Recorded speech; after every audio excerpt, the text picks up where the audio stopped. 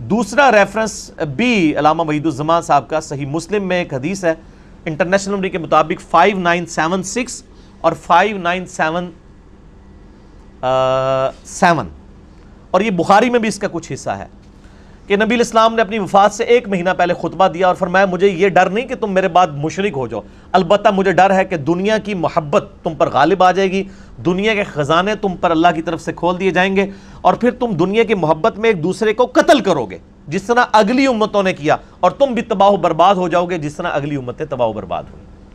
اب یہ بڑی سخت حدیث تھی، اس حدیث پہ کامنٹس کر رہے ہیں علامہ وحید الزمان صحیح مسلم انٹرنیشنل نمبر کے مطابق 5976 اور 5977 اس کے فٹ نوٹ پر لکھتے ہیں ورڈ بائی ورڈ، اور دنیا کے واسطے آخرت کا خیال چھوڑ دو گے۔ مسلمانوں نے حضرت صلی اللہ علیہ وآلہ وسلم کے چند روز بعد ہی یہ ایسے کام شروع کر دیے اور آپس میں پھوٹ کی بنا ڈال دی، یعنی پھوٹ کی بنیاد ڈالی۔ معاویہ حضرت علی سے لڑے اور یزید نے خاندان نبوت کو تباہ کیا۔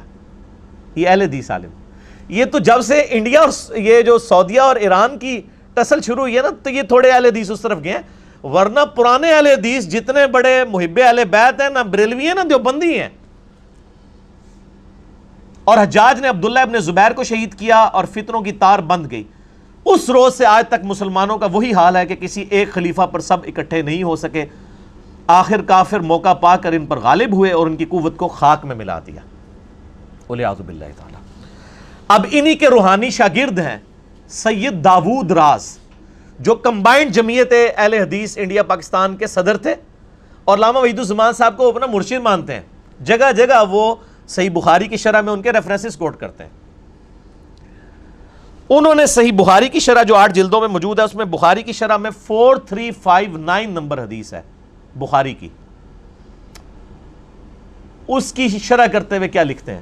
یہ بخاری کی حدیث ہے کہ جریر ابن عبداللہ رضی اللہ تعالیٰ عنہ یمن کے سفر پہ تھے اور اسی دوران نبی الاسلام کی پیچھے ڈیتھ ہو گئی اور حضرت ابوبکر کو خلیفہ چن لیا گیا، اور ابھی یہ مدینہ شریف آئے نہیں تھے، تو راستے میں ان کی ملاقات ذو امر نامی ایک شخص سے ہوئی جس تک آلریڈی نبی الاسلام کی وفات کی خبر پہنچ چکی تھی۔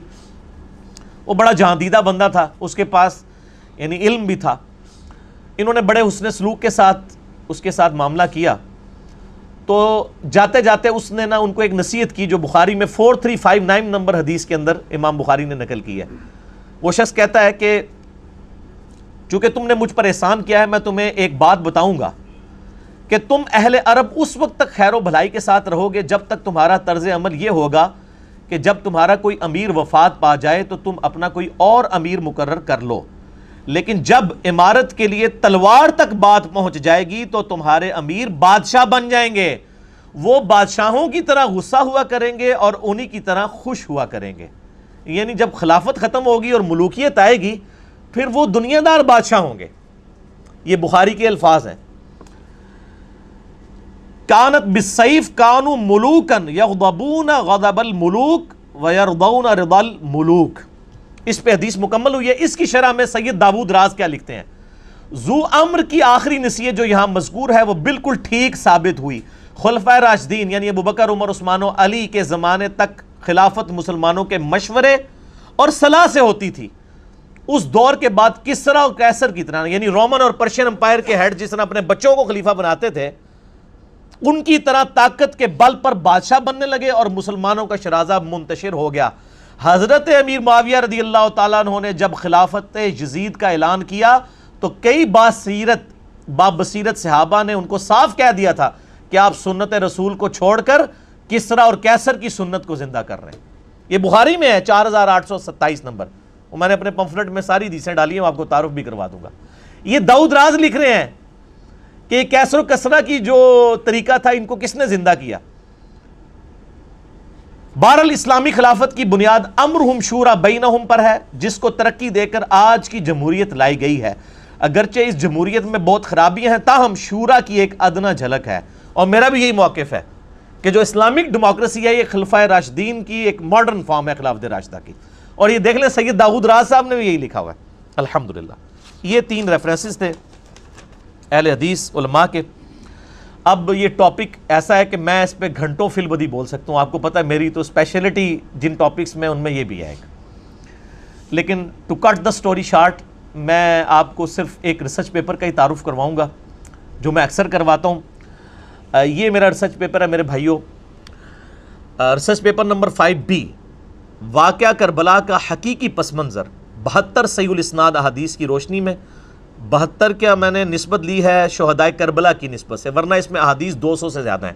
اکثر احادیث بخاری اور مسلم سے ہیں، عربی میں بھی ہے، اردو میں بھی ہے، ہندی میں بھی ہے، انگلش میں بھی ہے، فارسی کا کام بھی ہونے والا ہے، پشتو اور بنگالی میں بھی لوگوں نے کام شروع کر دیا ہے. الحمدللہ میں نے اس میں ٹروتھ ریویل کیا ہے. یہ جعلی پس منظر نہیں، خیالی پلاؤ نہیں ہے.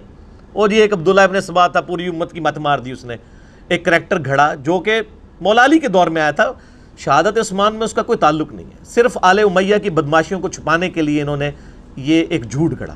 اس کو تو مولا علی نے خود قتل کروایا تھا عبداللہ ابن سبا کو، وہ بعد کی پیداوار ہے. اس کو کھاتے میں ڈال دیا. میں نے یہ سارا ٹروتھ احادیث سے ریویل کیا ہے. یہ کوئی بنو امیہ یا بنو عباس کی لکھوائی ہوئی تاریخ نہیں ہے، یہ وہ احادیث کی کتابیں جو سامنے رکھی ہوئی ہیں. کیوں؟ کیونکہ نام ہے وہابی.